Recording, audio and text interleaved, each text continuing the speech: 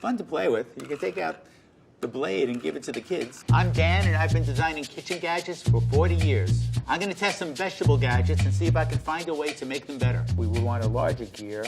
Give that a little bit of a radius. The base is going to come out here. These are the products I am going to test. Upright carrot peeler, rolling garlic chopper, full star vegetable chopper, rapid slicer, handheld spiralizer.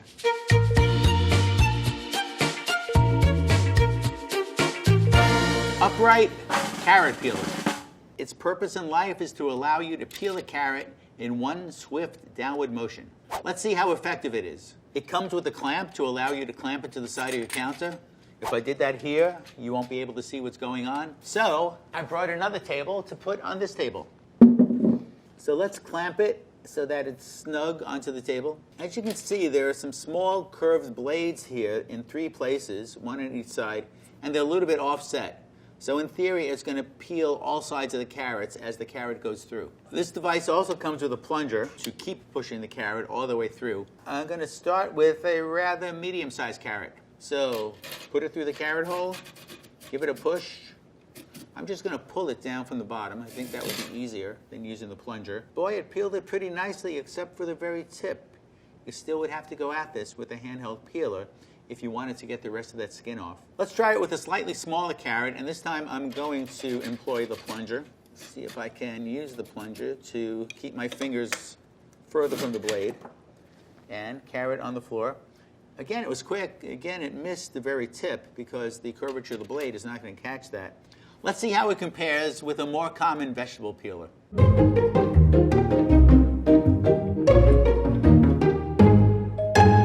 In terms of effectiveness, I would give the upright carrot peeler a 3.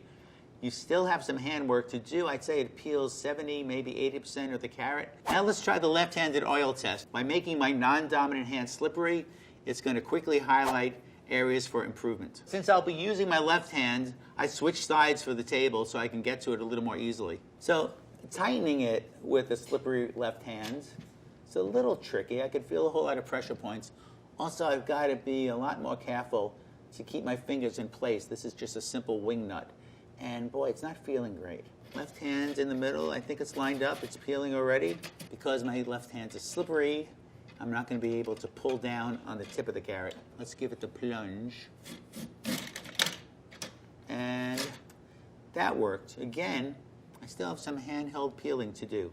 In terms of usability, I would rate this a 2 out of 5. It may only make sense if you have a lot of carrots to peel. Let's give this a redesign. It's got a lot of parts, and it's got a lot of moving parts, which is always a little concerning. Either smaller parts that can break or just stop functioning correctly.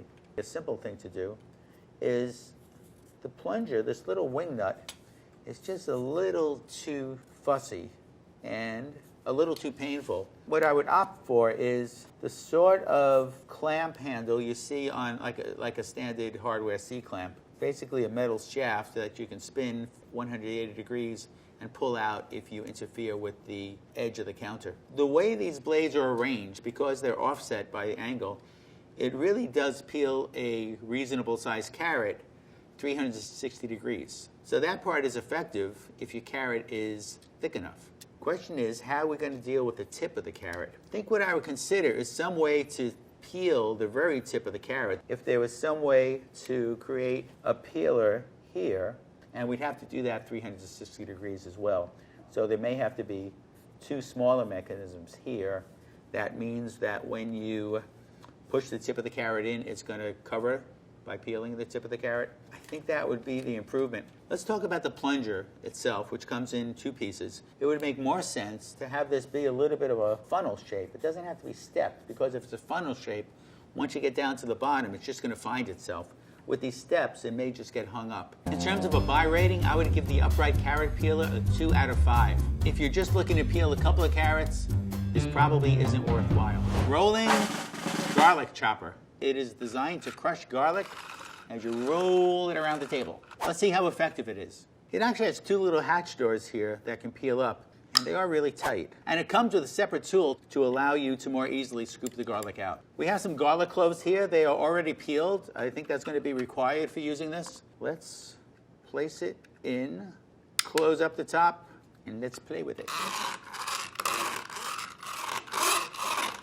So far we have a complete garlic clove, and it is not crushing or chopping it at all. That garlic clove is just jammed. The blades are not getting through, and something is slipping. Give it another try. I'm going to push down a little bit.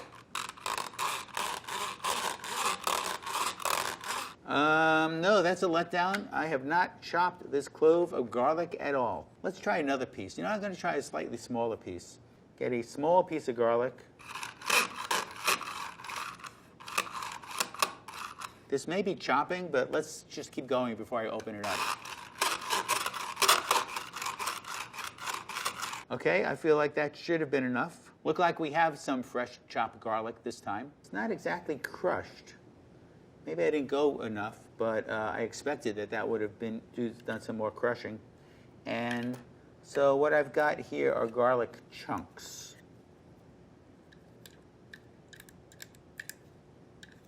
Not as effective as I would have wanted. Not loving it. In terms of effectiveness on a 1 to 5 scale, I would give the rolling garlic chopper a 1. It doesn't work well at all on larger cloves of garlic. And even on the smaller cloves, it wasn't crushing in the way that you would expect. So let's test its usability. And I'm going to use my left hand. It is rather egg-like, so I'm a little concerned already that it's going to be a little hard to handle. Man, I'm afraid of breaking a nail. Yeah, that took more effort than it should have. Stick it in there, close it up. And yeah, I could feel that the wheels are skidding. The blades are not spinning. Go back and forth a few times. Maybe it's loosening up. It is at least starting to chop. Let's keep going a little bit, see if I can get it a little more fine. We've got chopped garlic, top and bottom. One of the problems with that scoop, the fork, is that it's clear and it's easy to lose, especially with a slippery left hand. It's just a little more out of control and needs a little more squeezing to keep it in control. But this is what I got. That clove of garlic turned into a pile of crushed garlic.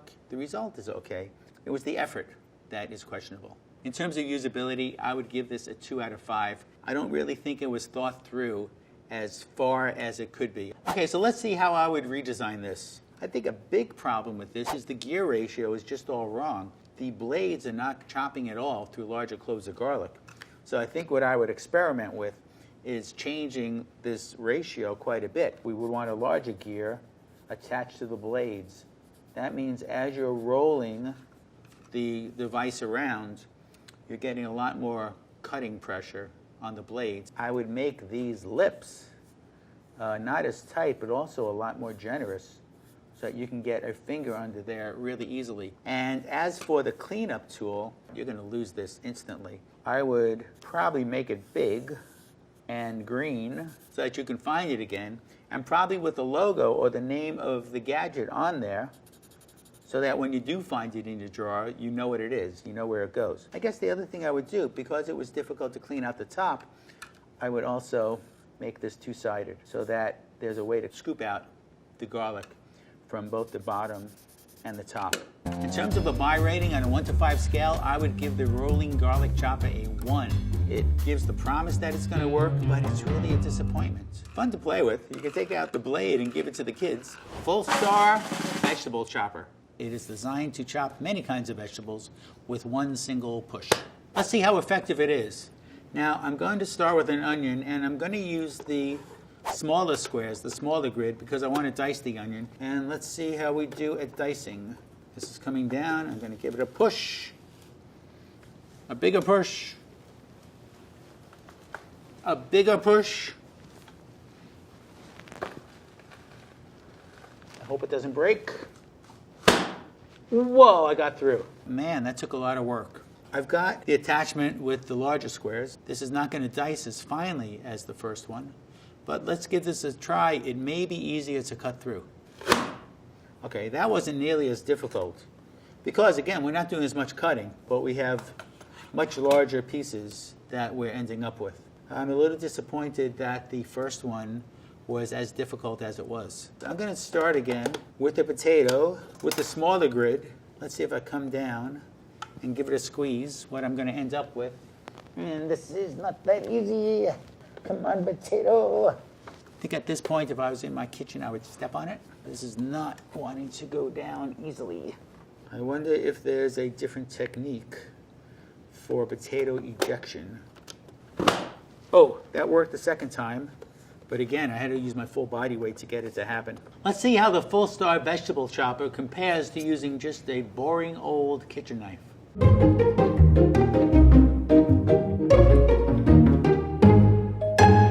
I would give the Full Star vegetable chopper a 2 out of 5. Its effectiveness really depends on the type of vegetable you're using. Some of them are easier than others. So now I'm going to try the left-handed oil test.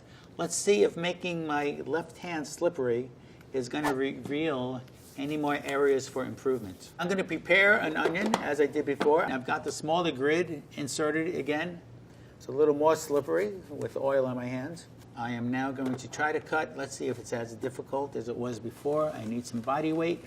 I feel like it's starting to cut. Man, I still need a whole lot of body weight on this to get through it. I'm going to try now sneaking up on it. Whoa, that's the trick. So it did it, and it cut it into small diced pieces, but I'm not sure everyone would want to put that effort into it. So it felt like it was going to break doing that. So in terms of usability, I would give this a 2 out of 5. At best, it really takes a whole lot of work. You really need to give it a full body press in order to get that onion to dice. So let's talk about a redesign. This would be easier, of course, if you cut the vegetable into smaller pieces, like if you cut the onion into smaller pieces. Since I can't redesign the onions, I think I'll think about redesigning the device. What we really need on this is more leverage. And leverage is the function of the distance your hand is from the hinge. I'm pressing down here. If I was twice as far away, it would take half as much effort. So I would take this handle and I would extend it as far as reasonably possible. So again, if this goes out twice as far, it's going to take half as much effort. The base is somehow going to come out to here.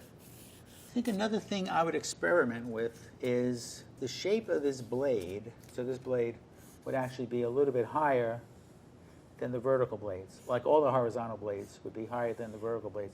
Would that help? I'm not sure, but it's worth an experiment. In terms of a buy rating, I would give this a 3 out of 5. It's a good idea. It has some promise, but I'm not sure I want to body slam every vegetable I have in the kitchen. If you're not using it for vegetables, it could make a really nice fish tank. No, that's cruelty to animals. Rapid Slicer. It is designed to allow you to cut a whole lot of cherry tomatoes with one horizontal slice. Let's see how effective it is. I've got a bowl full of pretty good-looking cherry tomatoes. Let's start loading it up. I'll take some of each color. Okay, 18 cherry tomatoes. I'm going to put the top on. I'm going to use a bread knife, a serrated knife, because I think that'll chop through tomatoes a little more readily.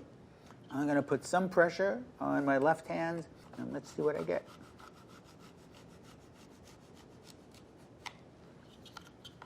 I think that worked. Not bad. I thought that was pretty quick. If you're trying to get through a whole lot of tomatoes, I think you can get through them more quickly than doing one at a time by hand. Let's compare it to using just a normal bread knife.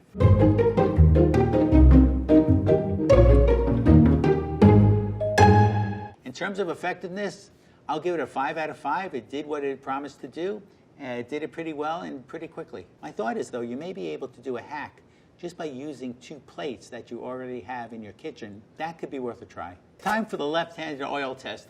This is really a 2-handed operation. Because of the movement and because really your left hand is operating a knife, we'll see if there's any left or right-handed bias. I'm going to use the same number of tomatoes I had before, 18. I'm just going to use my right hand to hold the tomatoes down so that they don't escape and go across. And there's really no pressure here. Any sort of slipperiness that's going to show up is really based on the knife handle, not the rapid slicer itself. And I think we're good to go. In terms of usability, I would give this a 5 out of 5. I really don't think there are too many complaints here. Let's talk about a redesign. I would be concerned about these little crevices, the way these little fins come down. When you get a piece like this, these very tight corners can be hard to clean. And I would give that a little bit of a radius. because it would be less likely for little bits of food to get stuck in there. Something else I would do, this works great for cherry tomatoes, but I think it could be a lot more versatile if the floor of this piece was adjustable. That way you could do larger tomatoes, you can do grapes. In terms of a buy rating, I would give the Rapid Slicer 4.5.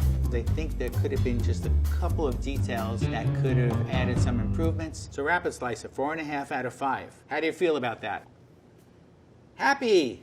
Handheld spiralizer. It is designed to cut vegetables into thin, spiral, spaghetti-like strips. Let's see how effective it is. I'm going to start with zucchini. I believe my role in life here is to squeeze this down and start spiraling. Boy, for some reason, I'm feeling it easier to spin the spiralizer than the zucchini. And there is a tube-shaped thing in the middle that is keeping the zucchini centered. It seems to be spiralizing. My hand is getting a little tired from spinning, but it is definitely spiralizing. Let's see if I can speed it up by spinning and pushing down at the same time. I'm definitely getting spaghetti out of it. And it's working. Just be prepared to be in it for the long haul. It's taking a while. I feel like it's spinning unevenly now. Somehow I think I got off center. Let's see, I may start using the cap right now. I don't really need it yet. It's still sticking out a bit. But I'll keep my fingers away from the blade by doing that. I think my technique here is going to be hold the cap steady and spin only the body of the spiralizer. I think I just need to go soak my wrist in some Epsom salt or something because I'm a bit worn out. Let's say you don't have a handheld spiralizer. Let's compare it to a handheld julienne tool. You're not going to get the crazy long spaghetti strands that we got with the spiralizer, but we'll get something relatively close.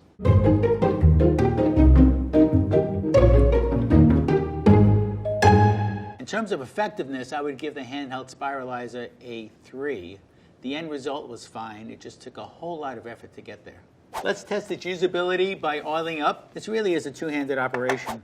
I'll try to favor my left hand in doing the actions. And again, I've got about 40 degrees of range of motion, which means I'm going to have to twist this thing 9 times before it goes a full circle. Definitely more difficult to spin this thing. I also notice when I pick up this cap, my hand's slippery. It's not that easy to pick up. So the end result is fine. It just took a lot of work to get there. In terms of usability, I would give this a 1. The end product looks fine, but it took so much work to get there. I'm not sure you're going to be willing to do it a second time. Okay, let's talk about a redesign.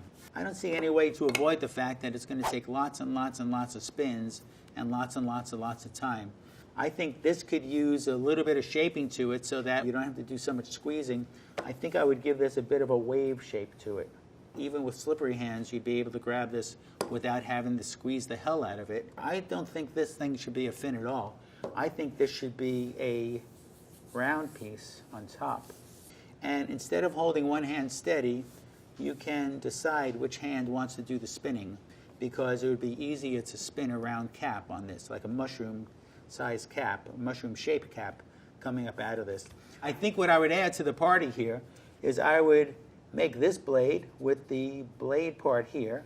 It gives you the flexibility of going clockwise or counterclockwise with just the addition of one small piece. In terms of a buy rating, I would give the handheld spiralizer a 2. I think the output is really nice, but I think you'll be in for a lot of work. Once again, there are some hits and misses, and the hits were also not as much of a hit as they could have been. The worst thing you could do with a product or a brand is overpromise. You really want to meet people's expectations. To design a great product, you really need to exceed those expectations.